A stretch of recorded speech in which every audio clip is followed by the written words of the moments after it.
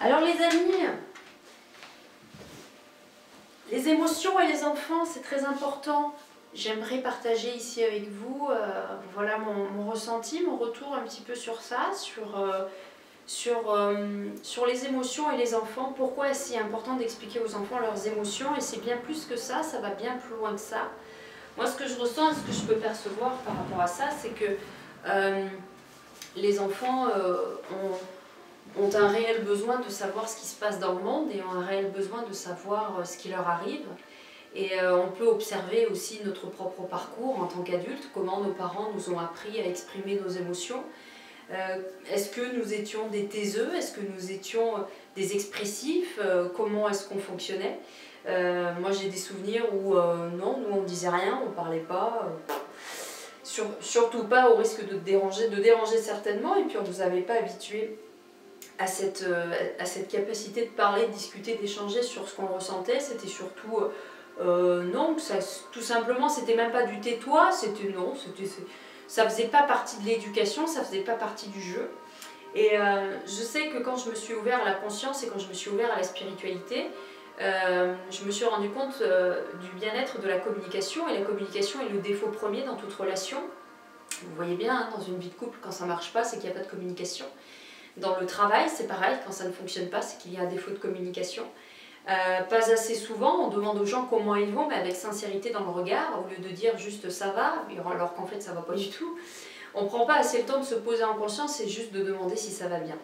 Donc quand je me suis ouverte à cette spiritualité, j'avais déjà mon fils à mes côtés, et nous avions traversé quand même des choses compliquées suite à la séparation avec le géniteur, avec le papa. Et donc du coup, mon fils n'étant pas très bien, je me suis concentrée plutôt sur lui, et je me suis dit, ben voilà, l'idéal c'est qu'il communique avec moi et qu'il m'explique un petit peu ce qui ne va pas. Même à 2 ans, on est capable de communiquer avec les enfants sur les émotions. Et au contraire, plus on apprend tôt à exprimer ce qu'on ressent, plus on est mature plus tard, mature sur le plan émotionnel. Et ça, c'est surtout extrêmement important. Parce que exprimer ses émotions, c'est pas juste dire que je suis triste et que je suis en colère. Exprimer ses émotions, c'est aussi dire je suis content de toi, tu travailles bien, qu'est-ce que tu penses de ça? C'est demander son avis à l'enfant. C'est très important aussi de connaître leurs avis. Ce n'est pas juste demander s'ils ont bien dormi, ou si ça va pas, ou s'il y a un copain à l'école qui les embête. Non, communiquer les émotions et communiquer sur ce sujet-là, c'est communiquer avant tout. C'est donner le micro, c'est donner la parole. Et si l'enfant n'a pas les mots, pour exprimer ce qu'il ressent, eh bien utiliser des couleurs. Moi je me souviens, mon petit garçon, il avait, comme je vous le disais sur l'autre vidéo, ce matin quand je parlais des émotions, il disait que justement, je vous disais qu'il avait la cabane quand ça va mal. Je lui avais acheté une petite tente de Spider-Man, il avait ça dans sa chambre, et puis quand il avait une tristesse et qu'il ne voulait pas en parler, ou qu'il ne trouvait pas les mots pour le dire, il se mettait dans sa cabane. Et quand je voyais dans cette cabane, je me suis dit, bon ben, s'il est dans la cabane, c'est que ça va pas. Donc j'ai pas le droit de rentrer dans la cabane, mais par contre je reste de l'autre côté, et je t'écoute, et si tu as envie de me parler un petit peu, vous savez, comme le curé quand on allait au confessionnal. Voilà, ça ressemblait un petit peu à ça. Et c'est vrai qu'au travers de ce truc-là, il arrivait à me parler, il arrivait à me dire différentes choses. Il y a aussi la possibilité d'utiliser un talkie-walkie pour discuter avec son enfant. Si l'enfant a peur de dire les choses en direct, eh bien, derrière un talkie-walkie, c'est comme nous, hein, adultes, hein, des fois, on préfère utiliser un ordinateur, un téléphone pour dire les choses, plutôt que de le dire en face. C'est pas facile et ça peut se comprendre. Vous pouvez également utiliser le dessin ou tout autre moyen d'expression, mais n'oubliez jamais de laisser à votre enfant la parole et de lui demander ce qu'il en pense, de lui demander si ça va bien, de lui demander s'il est d'accord avec ça. Voilà, sa vie le concerne puisque c'est lui l'acteur premier. Nous, en tant que parents et en tant qu'adultes, nous sommes enseignants de la jeune génération. Je ne suis pas ici pour donner une leçon de morale, hein, on est bien d'accord, je ne me dispose pas ici en gros. La seule chose que je vous échange ici, c'est un parcours et c'est une expérience, et c'est simplement ce que je ressens. Voilà. Donc libre à vous de me disposer en commentaire vos ressentis là-dessus, il n'y a aucun problème. Et je me souviens que d'avoir utilisé les couleurs avec mon fils, ça a été quelque chose qui était rigolo. Je lui avais confectionné des boîtes c'est des boîtes d'allumettes, et je les avais entourées de crépons de couleurs, et je lui disais, ben voilà, ce matin, dis-moi de quelle couleur tu es. Et il me disait, où il était rouge, le rouge c'était la colère, le bleu la tristesse, le vert la sérénité, là. On fonctionnait comme ça. Et c'est vrai que voilà, ça a permis de commencer à installer une forme de dialogue et de deal un petit peu entre nous sur ça. Et mon petit garçon, je l'ai toujours ouvert à être dans la sincérité, à me dire vraiment ce qu'il pensait, et ça a toujours fonctionné. Encouragez vos enfants et votre entourage à discuter parce que c'est libérateur. Et ça permet surtout à gagner beaucoup de confiance. Les enfants, quand vous leur parlez de la confiance, ils ne vont pas forcément savoir ce que c'est. Par contre, quand vous dites à votre enfant, ben voilà, je reviens, je vais en bas de l'escalier poser le sac poubelle, je te laisse là, je te fais confiance. C'est voilà, vous installez petit à petit des choses au travers de vos enfants. Et si les enfants ne vont pas bien, si vraiment ça ne va pas du tout, qu'il y a des problèmes de comportement, qu'il y a des choses qui ne vont pas, observez-vous comment vous allez vous aussi surtout. Parce que les enfants, passés un certain âge, quand ils sont tout petits, ils n'ont pas de problème personnel. Un enfant de 2-3 ans n'a pas de problème personnel. Par contre, un parent d'un enfant de 2-3 ans peut avoir des problèmes personnels. J'ai des souvenirs que quand je revenais de mon travail, mon fils de 2-3 ans, il était à la crèche, il me balançait son doudou dans la figure alors qu'il avait passé une bonne journée. C'était ma vibration qui n'allait pas bien, c'était moi qui n'allait pas bien. Et il me le faisait comprendre. Vous voyez ce que je veux dire?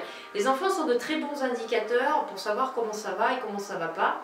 Et vous pouvez les ouvrir à cette conscience ouverte des émotions et cette intelligence des émotions. Et leur apprendre aussi que quand ils sont contrariés, quand il y a du stress, que le corps parle. Le corps, notre deuxième cerveau, c'est le ventre. Quand on est contrarié par quelque chose, demandez à votre enfant comment il fonctionne quand il a de la tristesse. Est-ce que tu as un endroit sur ton corps qui te fait mal? Est-ce qu'il y a quelque chose qui ne va pas? Comment tu te ressens dans ce moment-là? Posez-lui la question, demandez-lui.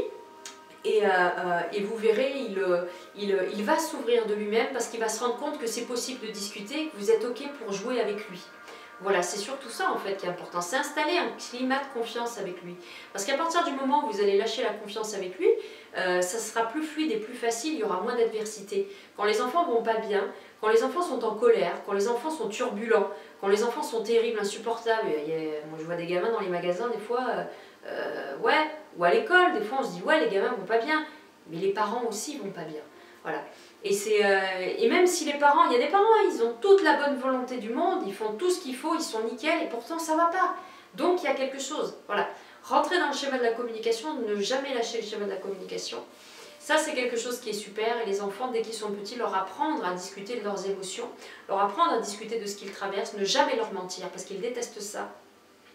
Moi, je m'en suis rendu compte, surtout avec mon fils, hein, tout ce que je vous raconte, c'est un échange d'expérience par rapport à ma propre expérience en tant que maman. Mon fils a 7 ans aujourd'hui, bientôt. Donc je suis comme tout le monde, je traverse des choses comme tout le monde. Et ce qui est très intéressant, c'est de voir l'évolution de son enfant au travers de ses émotions et de comment il se sent. Et c'est là que vous pouvez voir s'il est dans sa maturité ou dans son immaturité émotionnelle.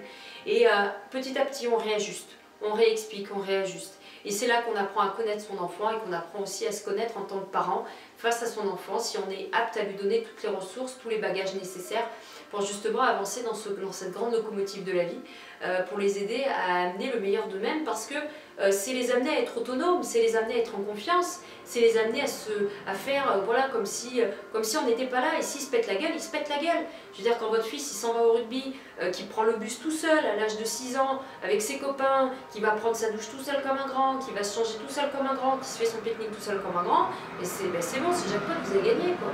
Vous voyez ce que je veux dire? Quelle que soit l'activité, quelles que soient les choses que votre enfant y fait, à partir du moment où vous arrivez à lui laisser assez de bagages, assez d'autonomie, c'est gagné. Et si en plus vous êtes là derrière à écouter ses émotions et à être présent et à être alerte sur tout ce qui se passe, à un moment donné ça va être un schéma automatique, vous allez arriver à comprendre ce qui se passe. Et là c'est roule ma poule, c'est super. J'ai utilisé ce livre que j'aime beaucoup d'Anna Lienas, qui s'appelle La couleur des émotions. C'est un livre pour enfants qui est extrêmement bien fait et on l'a toujours gardé avec mon fils. Et vous voyez, il est fait en 3D comme ça. Attendez, je vous montre. Voilà, par exemple, la joie, vous voyez, alors vous le connaissez peut-être, hein, il est fait comme ça. Et je sais que mon petit garçon, alors il y a toutes les émotions, il y a la colère, vous avez la peur, vous avez, voilà, il y a toutes les émotions à l'intérieur. Et je sais que Maxou, avec mon fils, on les a appris comme ça, les émotions.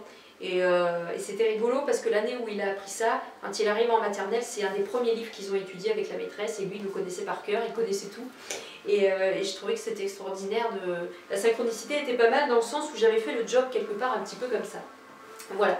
Donc c'était simplement un retour d'expérience sur les émotions et sur les enfants, sur l'importance des émotions avec les enfants. Et surtout, dites-vous que quand ils sont tout petits, vos enfants sont connectés à vous, et même tout au long de notre vie, on est connecté à nos parents. Hein. Même moi, aujourd'hui, à 37 ans, 38 ans, j'ai 38 ans, oui, j'ai 38 ans, je suis connectée à ma maman, et même à 50 km, j'arrive à ressentir tout un tas de choses. Donc, sur le plan énergétique et vibratoire, il y a aussi énormément de choses qui changent, énormément de polarités qui bougent, et donc ce qui fait qu'on est très...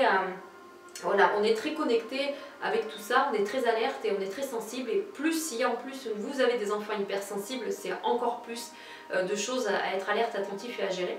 Donc voilà, n'oubliez pas d'être dans la communication très ouverte avec vos enfants par rapport à tout ce qu'ils ressentent dans leur univers, que ce soit visible ou invisible. Voilà, n'hésitez pas à revenir vers moi si vous avez des questions sur les émotions et sur les enfants aussi, le lien qu'ils peuvent avoir et ce que vous pouvez ressentir au travers d'eux. Ce sera avec grand plaisir pour moi de vous aider. Voilà, nous allons maintenant partir sur autre chose. On va aller explorer un petit peu comment libérer justement ces émotions qui sont un petit peu camouflées et comment se sentir plus léger dans sa vie. Allez, c'est parti!